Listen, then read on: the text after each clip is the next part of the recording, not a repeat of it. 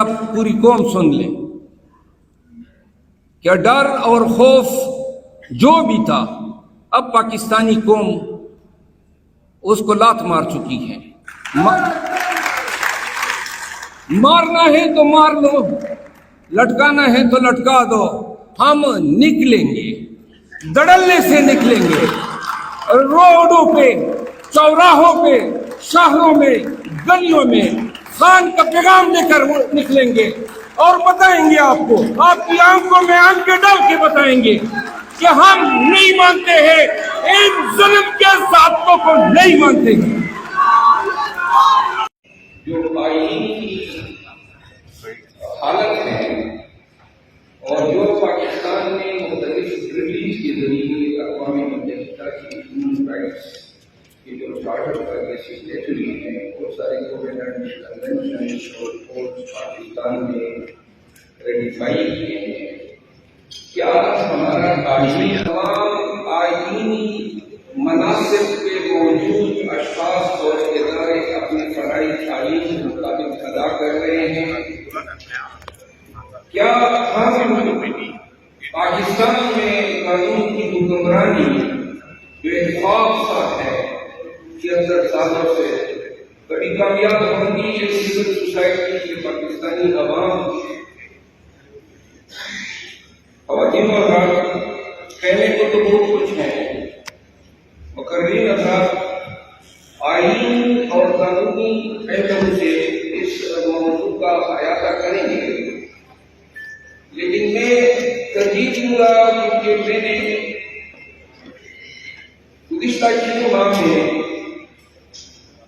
وہ کچھ دیکھا اپنے کلائنٹس کے ساتھ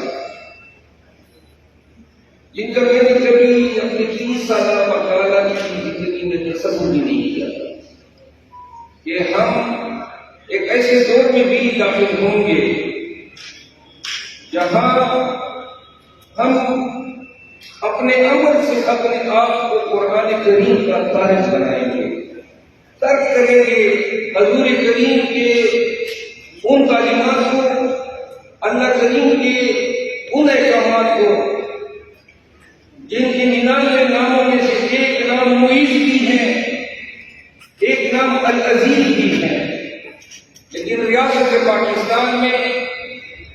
انسانی حقوق ایک مذاق کا بن چکا ہے. میں نے کیا دیکھا، لیکن بڑا سزا تو آپ کو بتاؤں تو آپ کے رونگٹے کھڑے ہو جائیں کہ اس 2023 میں پاکستانیوں کے ساتھ ہوا ہیومن رائٹس کا علمبردار یہ ریاست 2008 میں 2 کوویننٹس پاکستان نے سائن کیے. ایک سائن کیا اکنامک پولیٹیکل ہیومن رائٹس کا پروٹیکشن، جس کو عرف عام میں international covenant on economic social and cultural rights. جناب علی، چونکہ میں ایک مخصوص پارٹی کے پاکستان تحریک انصاف کے جو قیادت ہے ان کو میں ریپرزینٹ کرتا ہوں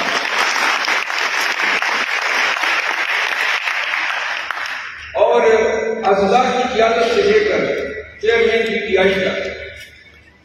ان سب کی مختلف عدالتوں میں وکالت ہے. میں آپ کو گنواؤں گا اور بتاؤں گا کہ اس ریاست میں، اس نظام نے اور اس عدالت نے شریعہ رفیقی کے ساتھ کیا کیا،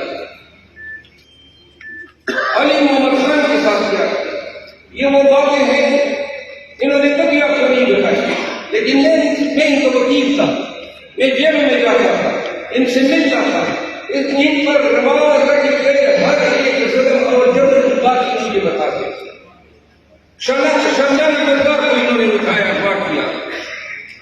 اور پھر کیا رویہ روا رہا کیا. شبلی فراز کے ساتھ جو تشدد ہوا، جو اس کے چہرے پہ ابھی بھی جب ہوا ہوتی تھی تو اغوا ہوتے تم نہ ہو جاتے، اور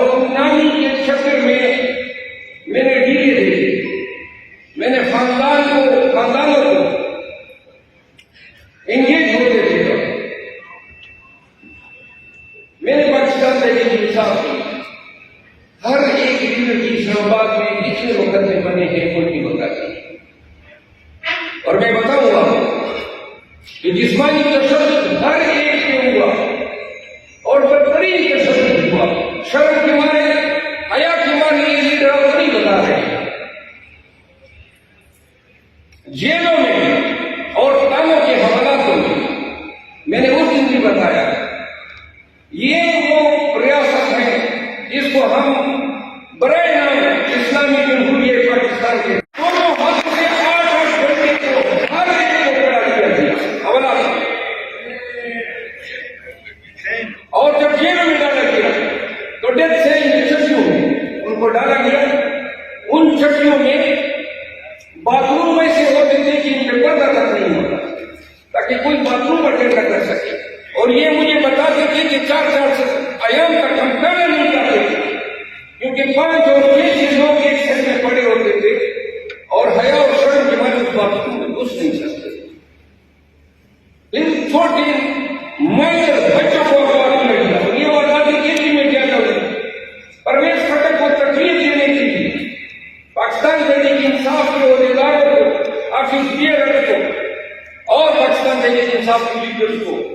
توڑنے کے لیے ان کے کاروبار بند کیے. میں نے کہا مائنر بچوں کو اخبار کیا گیا. لوگوں کو دینیوں کے نام پہ کرپشن کے پرچوں کے نام پہ بھائیے کے پرچوں کے نام پہ انسداد دہشت گردی کے پرچوں کے نام پہ تکلیف کیا گیا. بلا دریغ اور بلا تفریق قانون کا ایسا ابیوز کیا گیا اور ان لوگوں کے ساتھ وہ شیطانی رویہ رکھا گیا کہ اگر کبھی یہ لوگ مجھے اجازت دیں تو وہ بھی بتا